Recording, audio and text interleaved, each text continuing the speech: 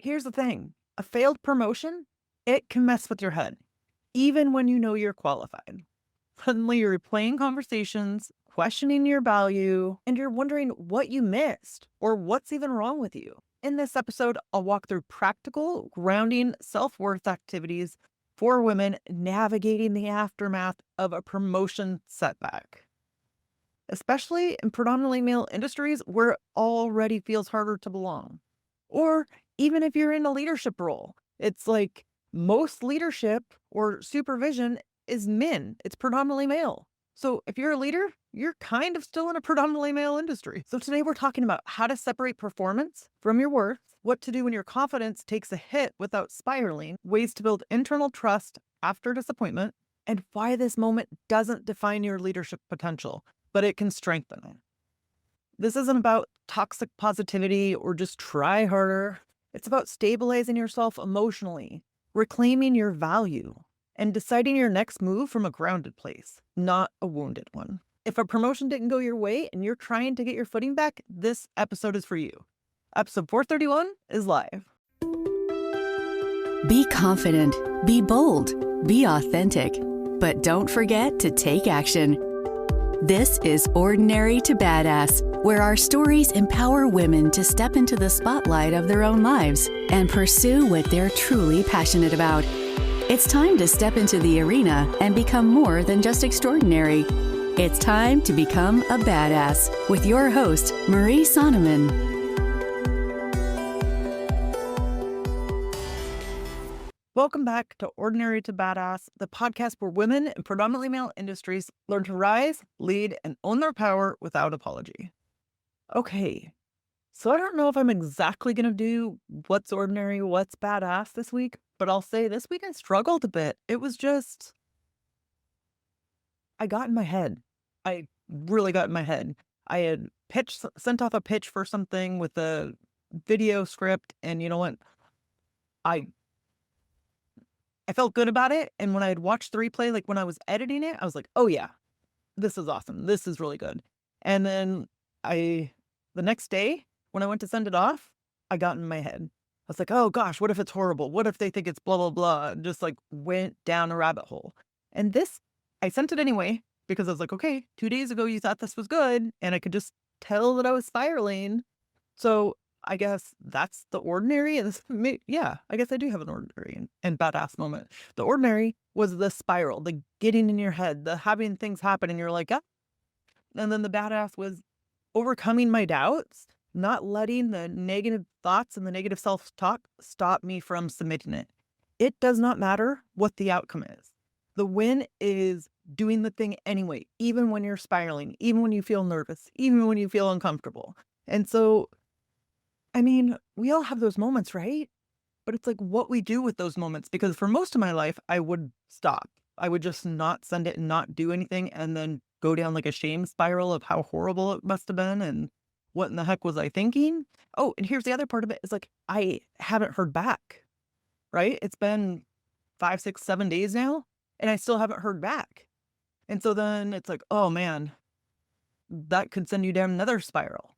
But it's like, I've just been spending my time doing my things to make me feel better on my days off.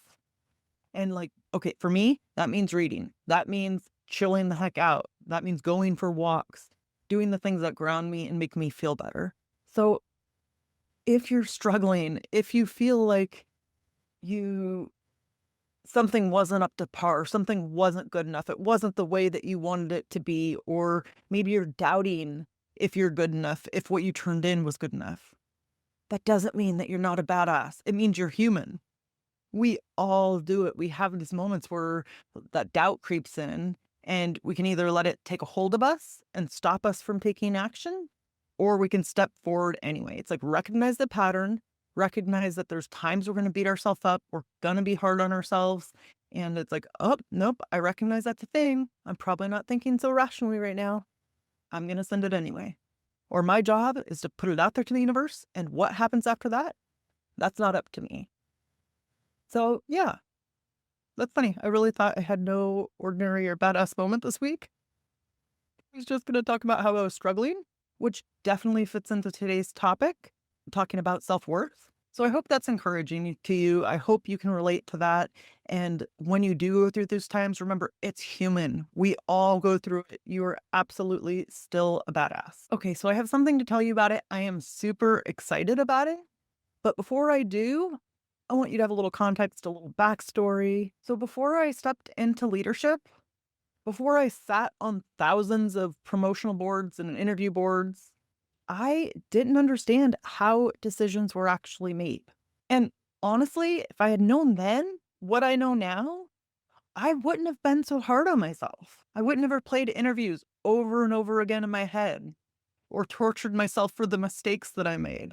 I wouldn't have assumed that every single no that I got, that it meant something about me.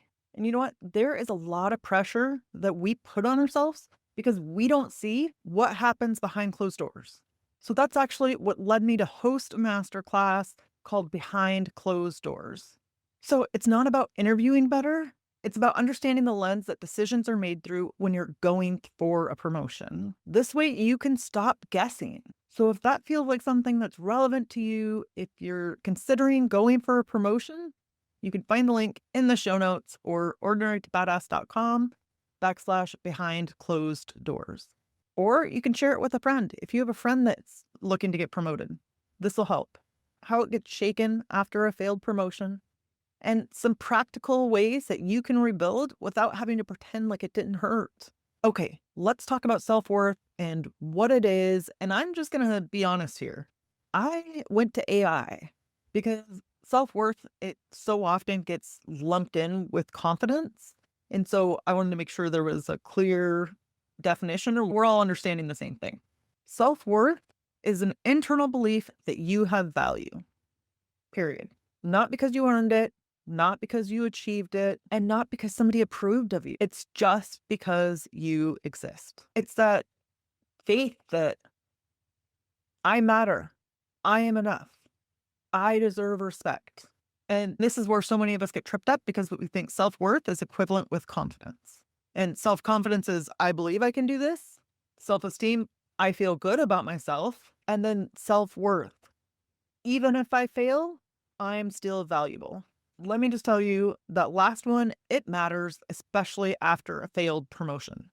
Even if you failed the promotion, you are still valuable because your self worth, it doesn't fluctuate with, it doesn't disappear just because you got overlooked, and it doesn't improve or spike because you get promoted. It's just a foundation of who you are. So I think it's important that we recognize your value is not the promotion. It's not tied to whether or not you got promoted. Like, yeah, it feels good. It's cool to get promoted. But if you don't, it doesn't make you less valuable, less important. In fact, to me, the fact that you put in for the promotion, it tells me something about you. You're willing to grow. You're willing to learn, to expand. You're willing to do hard things. That alone is proof of your strength.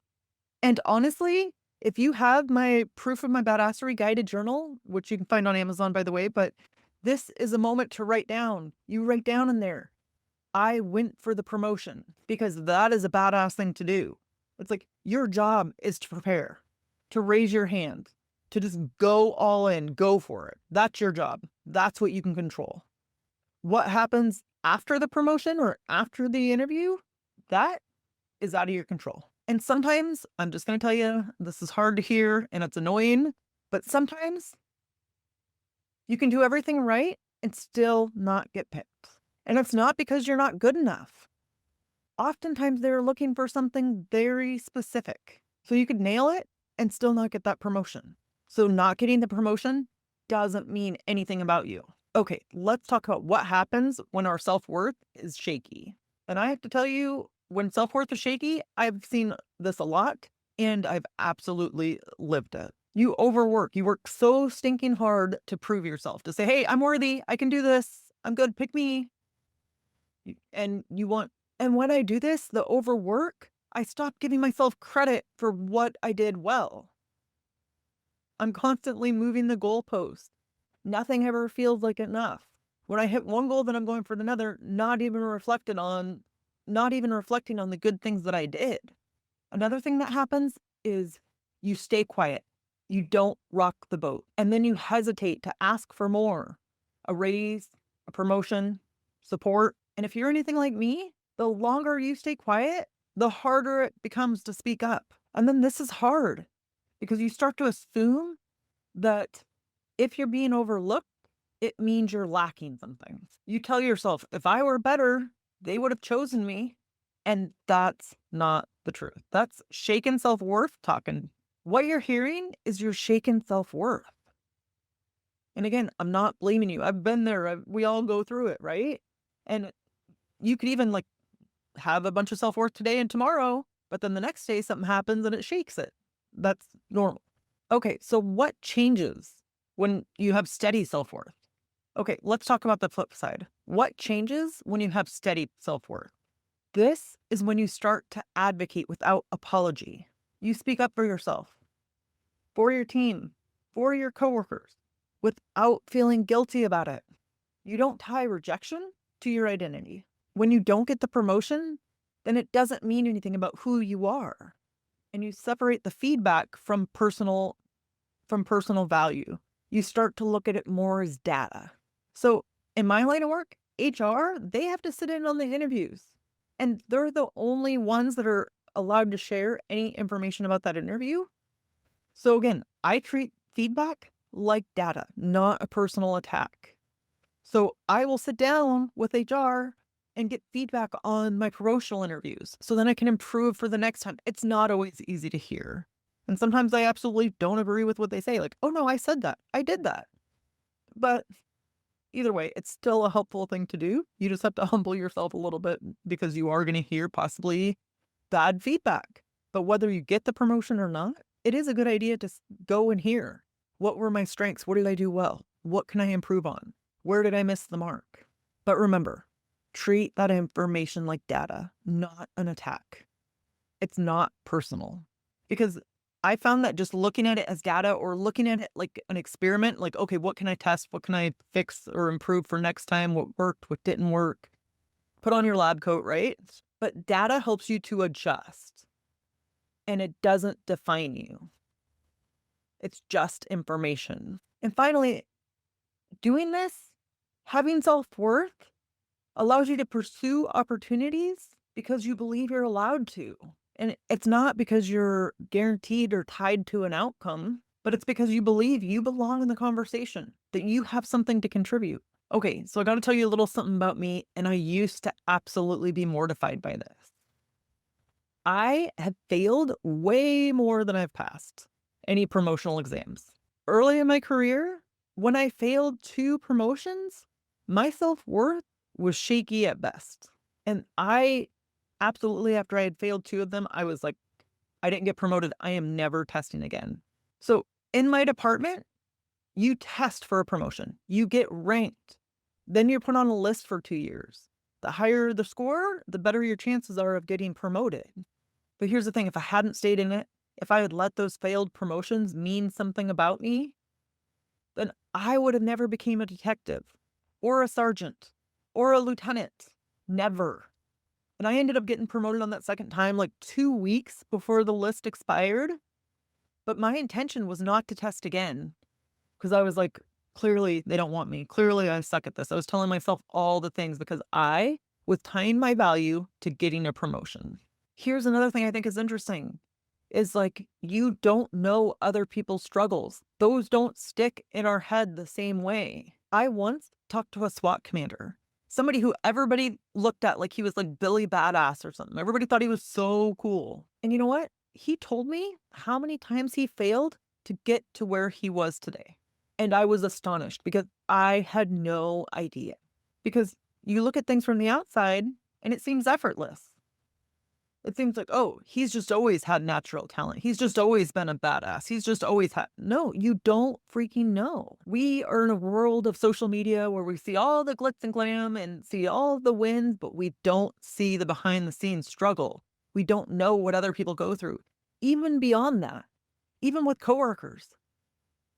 I don't care if you failed a promotional exam. Like, yes, in this role as a leadership coach, I do, but like, I mean, as like a value to you as a person. That means nothing. Why would I think down on somebody because they didn't get a promotion?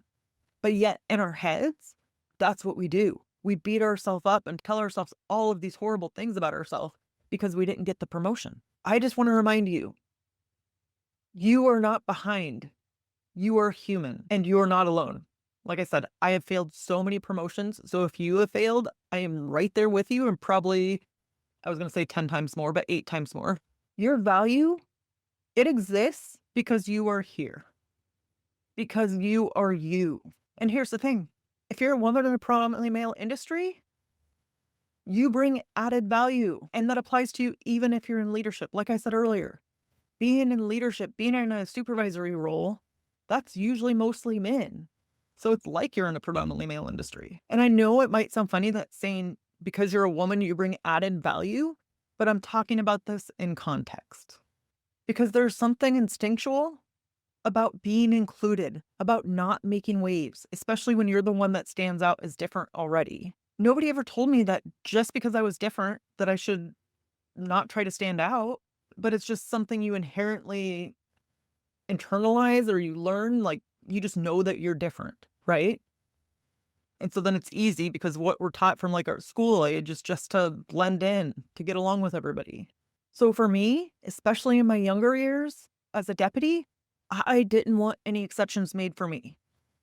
I didn't want to be seen as weaker. But here's the truth that I had to grow into. By the fact that you were different, you are even more valuable.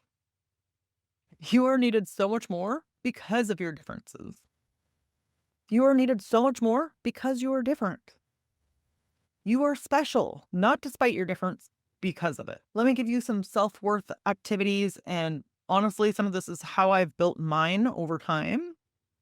And I do these things especially after disappointment. I don't only do them when I'm disappointed, but I try to do them consistently. But when I notice that I am feeling disappointed, when I'm feeling bad about myself, when I'm going in one of those spirals, then I try to intentionally bring in some of these activities. The first one is every night, write down 3 things that you did well. If you don't think that you're a leader yet, write down 3 things that you did today that a good leader would do. Do this every day. Start to prove to yourself, oh yeah, I am leadership material. But sometimes if you don't write it down, it gets missed, it gets lost. Your brain needs that proof. And then over time, you start to build up your war chest, right? Like, oh my gosh, I have all of this proof. Every day I did 3 things that a leader would do. If you don't give your brain proof, it will convince you otherwise. I can tell you that you are worthy until you're blue in the face, but you have to believe it. Here's another option. Meditation or spend some time in nature. Do what feels good to you, right? One thing that people don't like about meditation is they think they can't have any thoughts. No, have all the thoughts in the world. Just be silent. Just sit with yourself. If you hammer out your thoughts in meditation, then guess what? You can go the rest of the day without having to overthink so much. That's the beauty of it.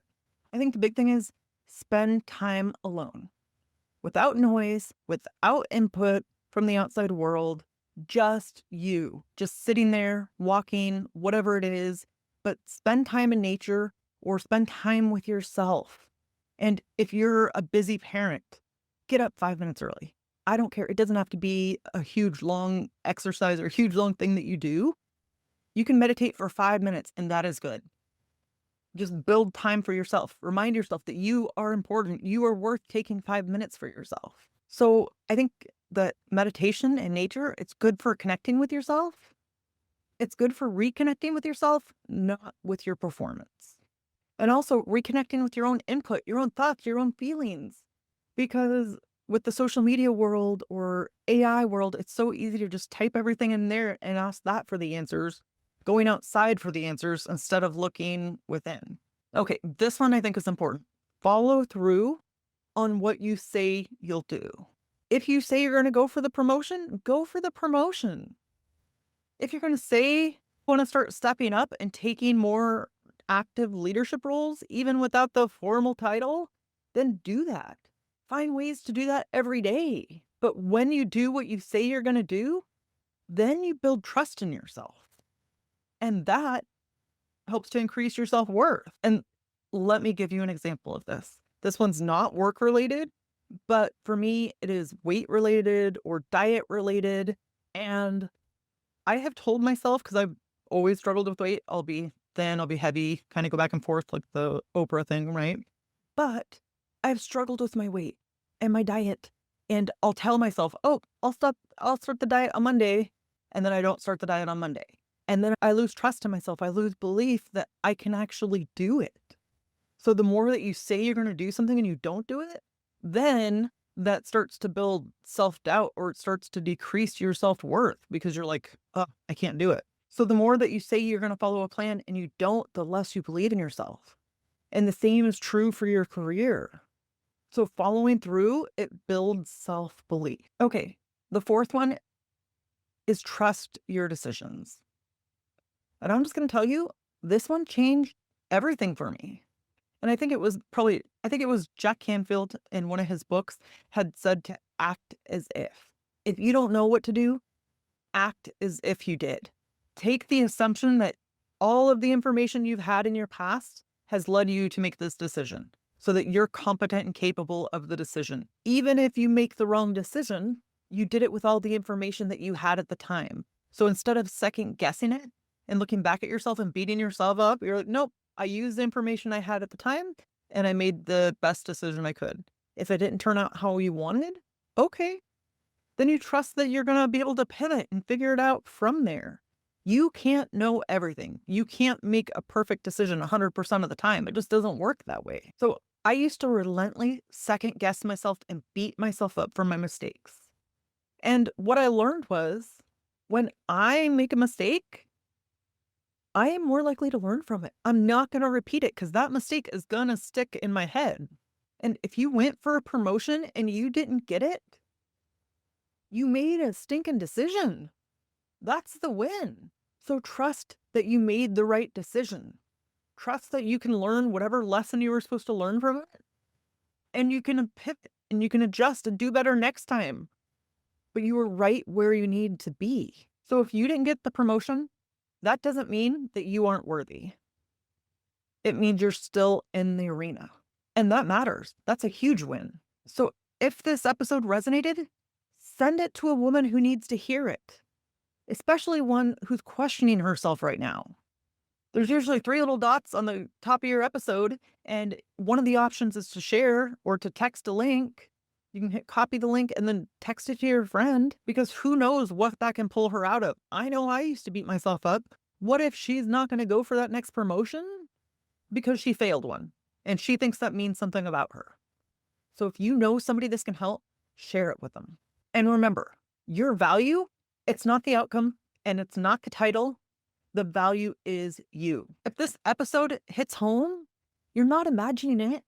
Carrying that invisible load takes a toll.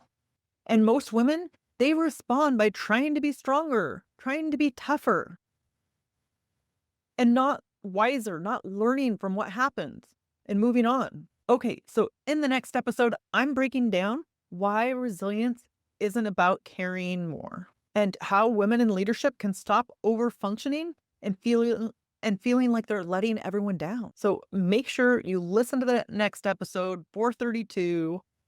I'm excited. And remember, keep showing up, keep speaking up, and never, ever shrink for a seat at the table, because you were born to build it.